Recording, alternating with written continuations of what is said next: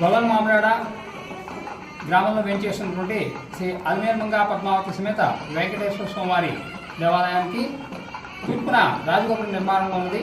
ఈ రాజగోపురం నిర్మాణంకు ఆలయ వ్యవస్థాపకులైనటువంటి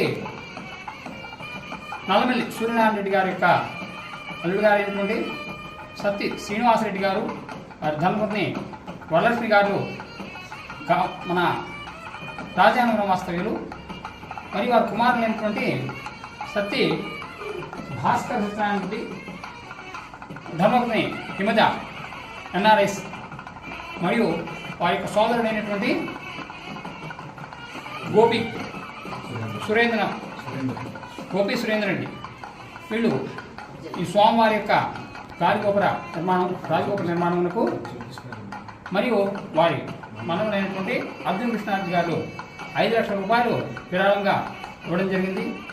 ఈ యొక్క గాలిగోపుర నిర్మాణం కూడా ముమ్మరంగా సాగుతున్నది. వీరిలాగే గ్రామంలో ఏం చేసినటువంటి భక్తులందరూ కూడా స్వామివారి యొక్క ఈ రాజగోపుర నిర్మాణానికి విరాళాలు ఇచ్చి స్వామివారి యొక్క ఉప కటాక్షలకు పాత్రలు కాగలని ఆశిస్తున్నాం.